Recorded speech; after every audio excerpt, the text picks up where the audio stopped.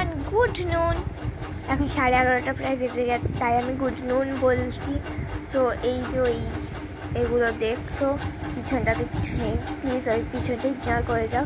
কিন্তু এই পিছনটা দেখতে পারে, এটা কারণ আমি চাদর দিয়ে সব ঢেকে দিয়েছি, কারণ আমার ঘরটা না একেবারে নয়েজ হয়ে আছে। মানে জামা কাপড় এদিক ওদিক করে সব এখানে টাঙানো, হ্যাঙ্গারে টাঙানো আছে সব, তাই জন্য উঁচু হয়ে আছে। যাই হোক, এসব বলবো না। আমি একটা গান করব। আসলে তোমরা সবাই জানো যে আমি নাচ করি, কিন্তু এটাও জেনে রাখো যে আমি এখন গানও করি।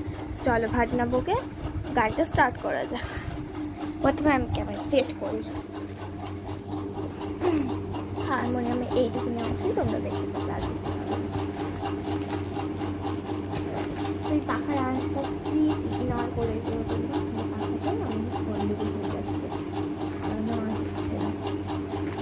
চল স্টার্ট করা।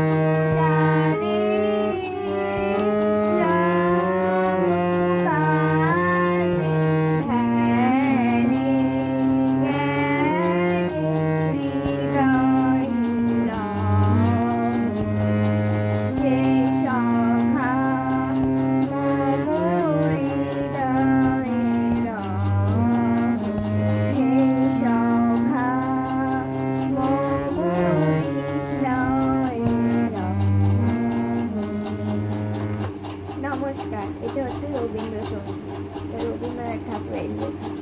তো আমার এই গানটা তোমাদের কেমন লেগেছে প্লিজ তোমরা কমেন্ট করে জানিও, ওকে? আর এখন তোমরা ভিডিও পাবে না, কারণ আমার সামনে পরীক্ষা, ফাইনাল পরীক্ষা। আমি আমার বড়দা ভাইয়ের কাছ থেকে আর দাদা ভাইয়ের কাছ থেকে একটা জিনিস চেয়েছি যে আমি যদি 1 থেকে 5-এর মধ্যে রোল করি তাহলে আমাকে একটা গিফট দিতে হবে। আমি যদি 1 থেকে 3 আমি যদি 3 থেকে 5-এর মধ্যে রোল করি তাহলে আমাকে একটা গিফট দিতে হবে। আর আমি যদি 1 থেকে 3-এর মধ্যে রোল করি তাহলে আমাকে 2টো গিফট দিতে হবে।